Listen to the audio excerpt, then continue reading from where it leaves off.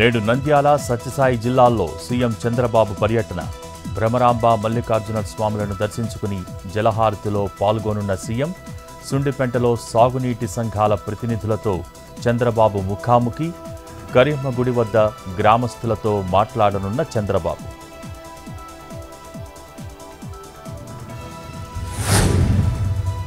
ఏపీలో ప్రారంభమైన ఎన్టీఆర్ భరోసా పెన్షన్ల పంపిణీ. పెన్షన్లు పంపిణీ చేస్తున్న సచివాలయ సిబ్బంది.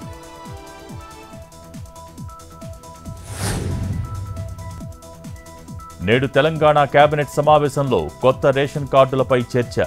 జీహెచ్ఎంసీలో మున్సిపాలిటీలు, మున్సిపల్ కార్పొరేషన్లు, గ్రామాల విలీనంపై చర్చ. రేపు సభలో జీహెచ్ఎంసీలో విలీనాలపై బిల్లు.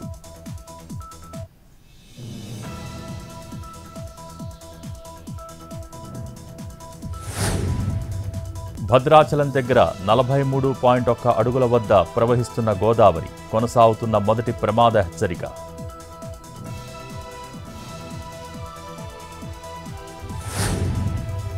వరదలపై కేరళ సర్కార్ను ముందే హెచ్చరించినా పట్టించుకోలేదు. జూలై 23 నుంచి పలుమార్లు హెచ్చరికలు జారీ చేశామన్న కేంద్ర ప్రభుత్వం. 9 ఎన్డీఆర్ఎఫ్ బృందాలను కేరళకు పంపామన్న సర్కార్.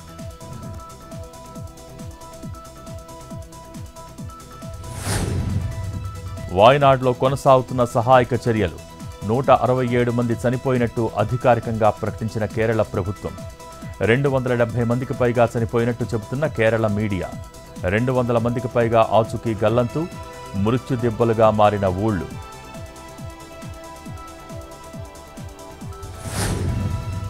నేడు వాయనాడ్లో పర్యటించనున్న రాహుల్ గాంధీ, ప్రియాంక గాంధీ.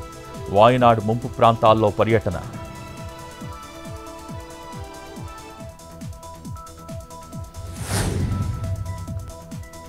ఢిల్లీలో భారీ వర్షాలు. రెడ్ అలర్ట్ జారీ. 10 విమానాలు దారి మళ్లింపు.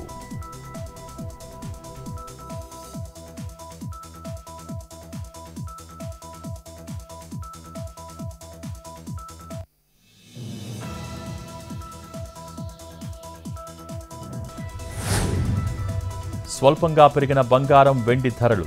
22 క్యారెట్ల 10 గ్రాముల పసిడి 64,010 రూపాయలు. 24 క్యారెట్ల 10 గ్రాముల పుత్తడి 69,830. కేజీ వెండి ధర 91,100 రూపాయలు.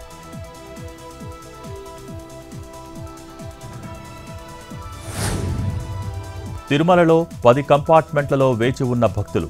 స్వామివారి సర్వదర్శనానికి 8 గంటల సమయం. నిన్న శ్రీవారి హుండీ ఆదాయం 3,93,00,000.